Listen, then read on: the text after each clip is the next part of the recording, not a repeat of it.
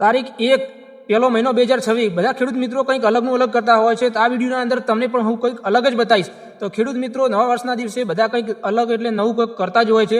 તો આજે આપણે પણ કંઈક નવું તમને બતાવીએ કે આપણે તરબૂચ વાયાને 13 દિવસ થઈ ગયા છે. તો ખેડૂત મિત્રો તમે જોઈ શકો છો આ તરબૂચ આટલું મોટું થઈ ગયું છે અને તમને પહેલાં કોઈ દિવસ બતાવ્યું નહોતું. આ વિડીયો તરબૂચનો બનાવ્યો જ નહોતો કારણ કે ઠંડીનો અભાવ હતો એટલે તરબૂચ ઉગે કે ના ઉગે એવું અમને પણ હતું એટલે અમે બતાવ્યું નહોતું, વિડીયો નહોતો બનાવ્યો.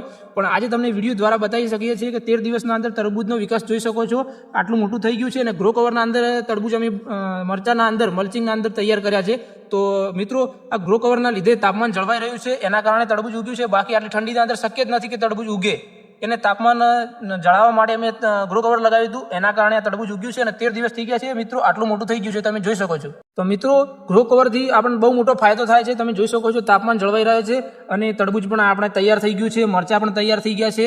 તો તમે જોઈ શકો છો તરબૂચ અને મરચાં એકદમ કમ્પ્લીટ તૈયાર થઈ ગયા છે અને નવીનતમ ખેતી એટલે કે નવા વર્ષની નવી શરૂઆત કરી નાખી છે આપણે પણ તરબૂચ અને મરચાં પણ તૈયાર થઈ ગયા છે ખેડૂત મિત્રો.